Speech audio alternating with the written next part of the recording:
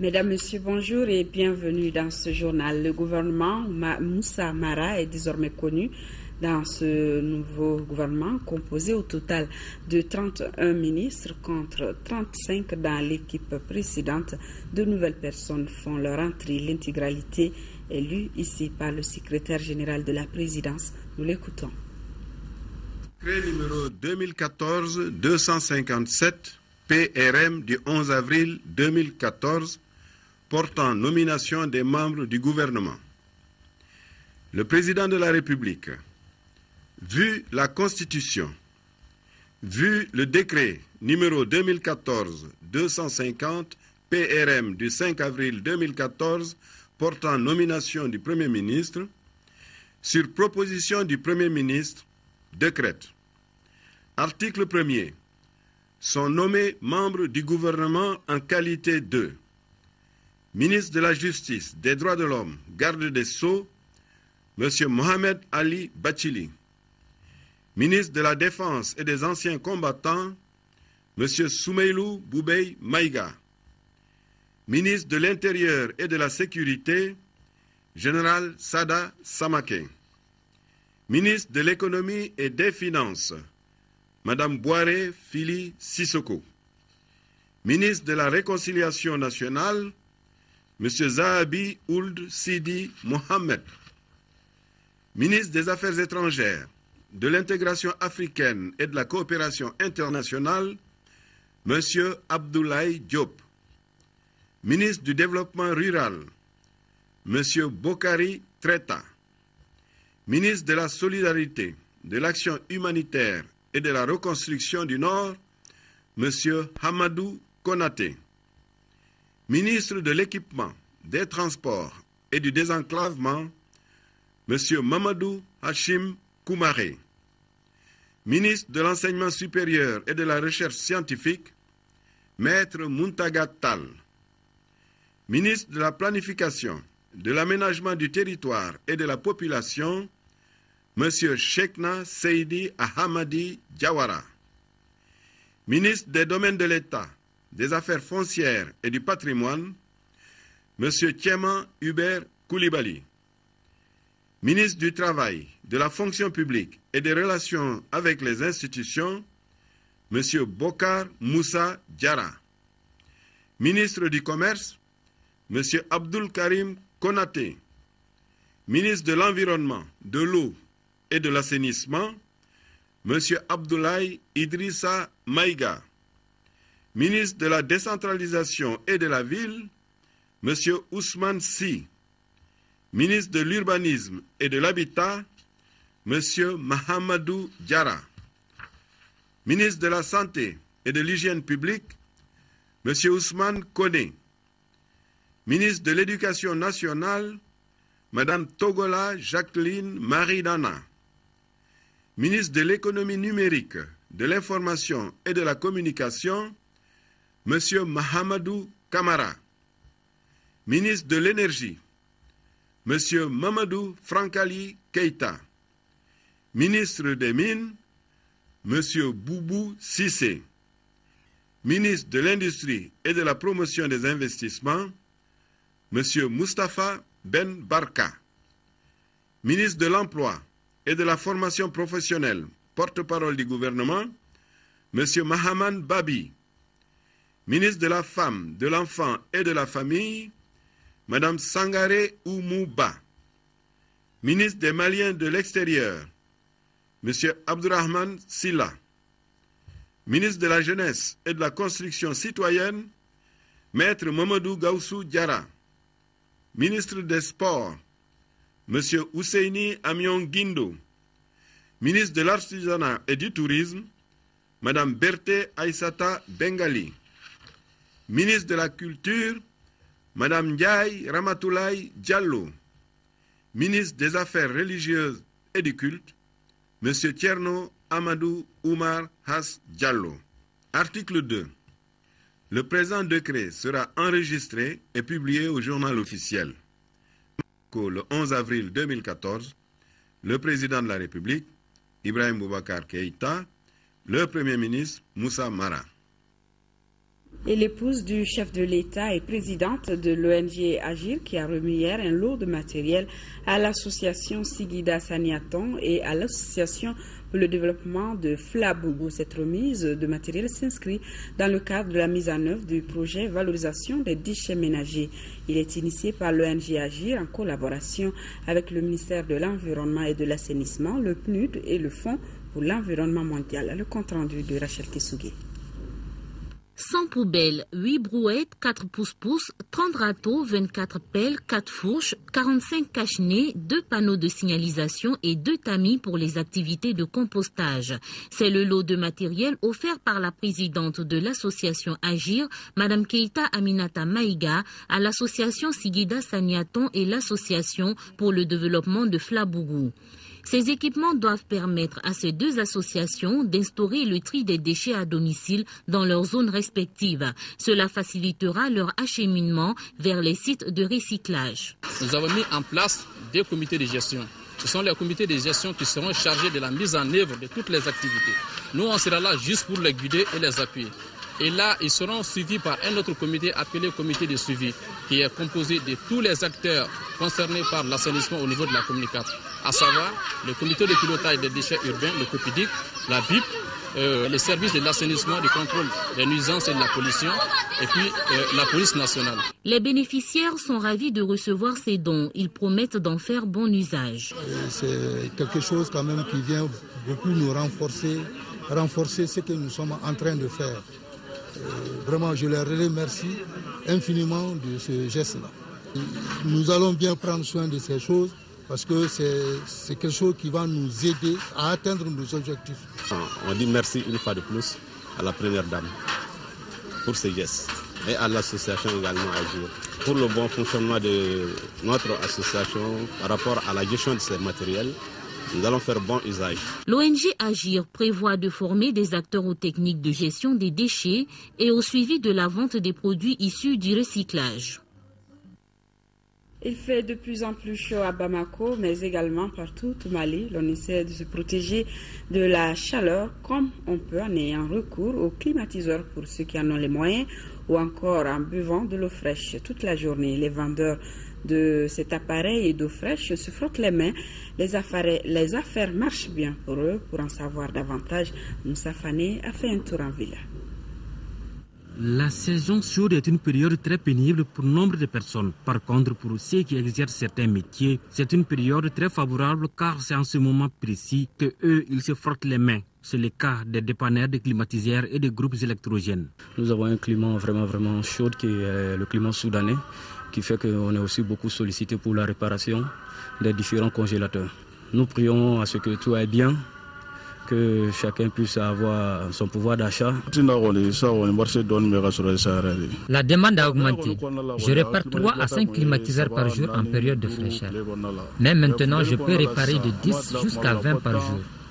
Ça rapporte vraiment cette période. Je répare énormément de réfrigérateurs maintenant, puisque les gens attendent la période de chaleur pour nous emmener. Grâce à ce métier, j'arrive à subvenir à tous mes besoins.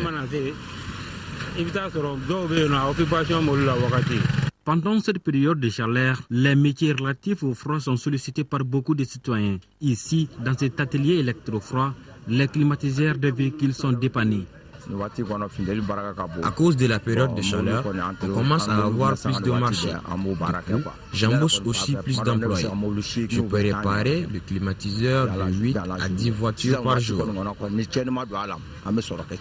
La réparation rapporte juste un peu. On essaie de se tenir les coudes pour pouvoir satisfaire aussi nos anciens clients comme les nouveaux aussi. Nous faisons les entretiens des services jusqu'à domicile. Les dépanneurs des ventilateurs ont également une forte demande. Il fait chaud avec la chaleur, les ventilateurs marchent un peu. Bon, par jour, c'est beaucoup. On ne peut même pas compter le nombre. C'est beaucoup. La crise qui était passée l'an passé, on ne pouvait pas avoir un peu de marché. Mais cette année, un peu, ça va.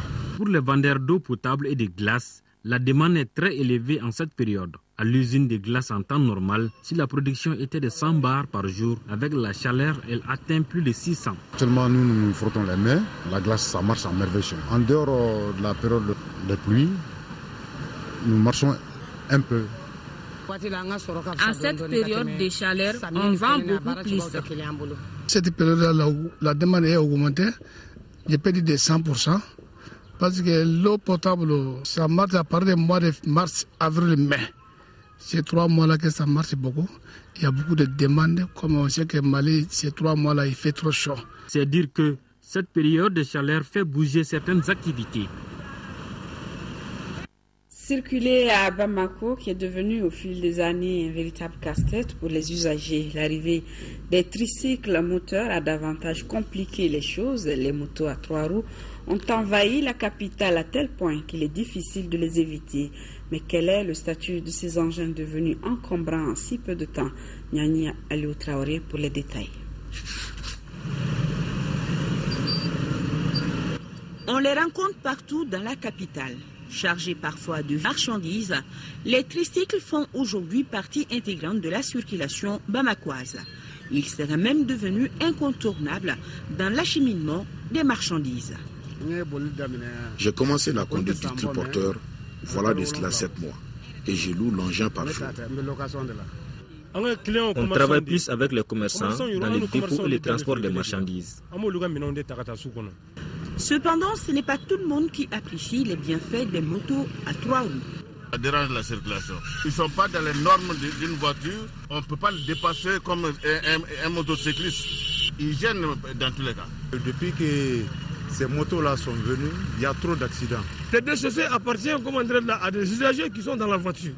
Et ceux-là qui sont en moto, ou en moto surtout les 3 roues, les 2 roues, ne savent même plus où aller.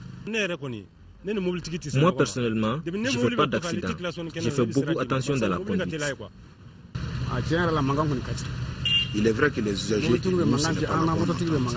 Mais que faire? Nous aussi, on essaie de gagner notre pain. C'est dans les années 2007 et 2008 que les tricycles ont fait leur apparition dans la circulation au Mali. Importés de la Chine, leur prix varie entre 500 à 1 million de francs CFA. Depuis 2011, nous vendons des qualités de tricycles. Les prix aussi entre 500 000 et 1 900 000 francs CFA. Ce sont les propriétaires des pousse-pousse qui ont eu vite recours aux tricycles dans le but d'amoindrir leurs tâches quotidiennes et de gagner plus d'argent. J'étais propriétaire de pousse-pousse. Avec la venue du tricycle, cela a changé mon quotidien.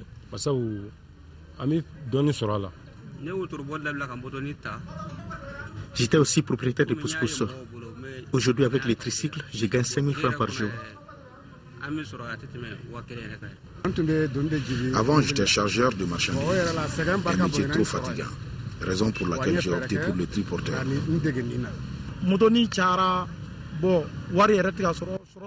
Aujourd'hui, nous gagnons très peu dans le métier, car il y a beaucoup de personnes qui se sont mises aussi dans le circuit.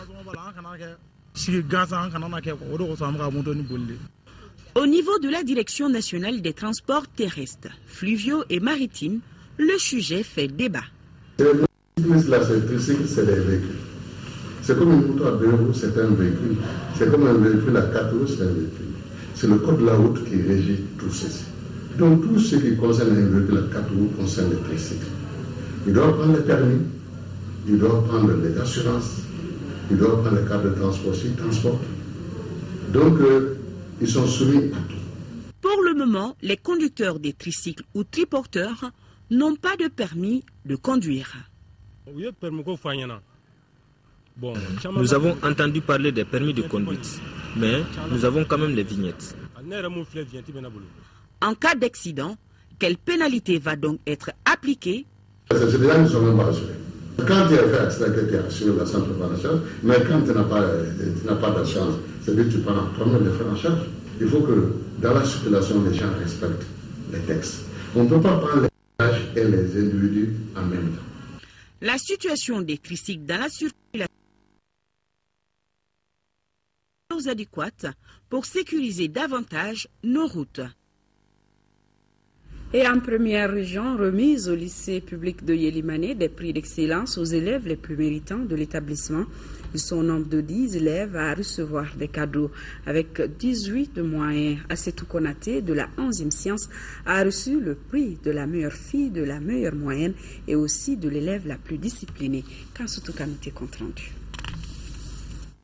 Initié par la GC de Yélimane Sonikara en partenariat avec la mairie et papeterie Le Bélédougou, cette 3e édition du prix d'excellence au lycée public de Yélimane avait pour objectif de susciter l'émulation entre les élèves, d'encourager la scolarisation des filles et la discipline au sein de l'établissement scolaire, entre autres.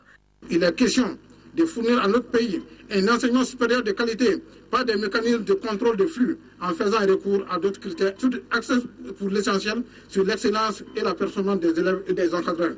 Aussi pertinents les uns que les autres, calqués sur ceux que le gouvernement du Mali, mis en place par les nouvelles autorités de la Troisième République, s'est fixé pour assurer la refondation du système éducatif afin de lui conférer qualité et compétitivité à l'échelle sous-régionale et régionale et même continentale. Les élèves les plus méritants du lycée public de Yélimane sont au nombre de 10, dont une fille, Assetou Konaté, élève en classe de 11e sciences, qui a obtenu plus de 18 de moyenne, ce qui lui a valu le prix de la meilleure fille du lycée, le prix de l'élève la plus disciplinée du lycée et le prix de la meilleure moyenne. En plus de ces bons résultats académiques, l'année scolaire 2012-2013 nous a procuré d'autres motifs de satisfaction, à savoir l'électrification du lycée et l'achèvement de la construction de la salle informatique qui est déjà fonctionnelle. À noter que les cadeaux des 10 élèves les plus méritants du lycée public de Yélimane sont composés de cahiers, de livres, de bics et de trousseaux de matériel géométrique. Et du côté de Tombouctou, la Jeune Chambre internationale vient d'initier un concours local de débat. Objectif, choisir les futurs candidats au concours national de débat du Conseil national de la Jeune Chambre internationale Mali, prévu du 24 au 26 avril à Bamako. Ce concours permettra également à la JCI Tombouctou d'identifier les meilleurs élèves du lycée Mahman Alassane Haïdara en vue de constituer un club JCI au sein de l'établissement. Al-Mouzar Al-Kamisa Yatara. La Chambre internationale Tombouctou a organisé cette rencontre pour choisir des futurs candidats au concours national de débat du Conseil national de la Jeune Chambre internationale Mali, prévu du 24 au 26 avril à Bamako. Cet événement est une occasion également pour la Jeune Chambre internationale Tombouctou pour identifier les meilleurs élèves du lycée en vue de constituer un club Jeune Chambre internationale au sein de l'établissement. Le concours de débat fait partie des programmes initiés au sein de la Jeune Chambre internationale. Il donne l'occasion aux membres d'améliorer leur talent d'orateur et de bons débatteurs devant un public. Le thème des activités cette année de la Jeune Chambre internationale de Tombouctou est des actions concrètes pour des impacts réels au sein de notre communauté. Une initiative qui mérite d'être accompagnée selon les autorités. C'est de cela dont on a besoin aujourd'hui dans cette ville qui vient de sortir d'une crise sans précédent de son histoire. Je vous encourage donc à œuvrer toujours dans ce sens. Continuez à être concret en créant l'impact à travers vos actions. Ce concours de débat permettra aux élèves du lycée de se cultiver et de s'épanouir. En 4e région, le commissariat de police du 2e arrondissement de Ségou a arrêté un faux journaliste qui a fait des victimes à Ségou et aussi à Bamako. Abdoulaye Sidibé, sous le nom journalistique de Zoumana Koulibaly, et son imprimeur complice ont été démasqués suite à la plainte d'une société de Bamako. Ils seront bientôt mis à la disposition de la justice malienne. Fousséni Samake. La multiplication des organes de presse profite à certains individus mal intentionnés comme ces supposés journalistes Zoumana Koulibaly selon sa carte de presse. Son vrai nom, Abdoulaye Sidibé, en possession d'une carte de presse, a entraîné dans son engrenage une société Cetruy, cellule de travaux d'urgence de Bamako, pour la promotion de son service sur les zones de la radio Balanzan de Ségou. Après vérification du travail non fait, ce dernier a porté plainte au commissariat du 2e arrondissement de Ségou, qui a pu mettre la main sur Zoumana Koulibaly et son complice imprimeur de cartes professionnelles Omar Kamara. J'ai reçu une plainte de M. Abdoulaye Daou, directeur général adjoint de Cetruy. Plainte pour escroquerie, faux et usage de faux. comme étant un journaliste servant à Radio Balanzan de Ségou. Il a alors souhaité faire la promotion, la publicité de Cetri. Le directeur a bien apprécié cette initiative du journaliste, entre guillemets. Et peu de temps après, il téléphone au directeur Abdoulaye Daou pour lui dire que la promotion de son service continue sur les ondes de Radio Balanza. Il dit: je veux un téléviseur écran 21, un ordinateur portable et une somme de 100 000. Le directeur n'a pas hésité. Il a été démontré qu'aucune publicité, aucune promotion de Cetri n'a été faite sur les ondes de Radio Balanza. C'est ainsi qu'une stratégie a été montée par notre brigade de recherche. Le dossier sera transmis dans la semaine à monsieur le procureur de la République près le tribunal de première instance de Ségou. La police de Ségou invite les populations à une large implication pour mettre hors d'état de nuire ces genres de personnes mal intentionnées. C'est la fin de cette édition. Nos programmes se poursuivent avec, dans quelques instants, Samedi Loisir, une présentation de Adama Kouyaté. Merci pour votre fidélité. À demain 13h et très bon week-end à tous.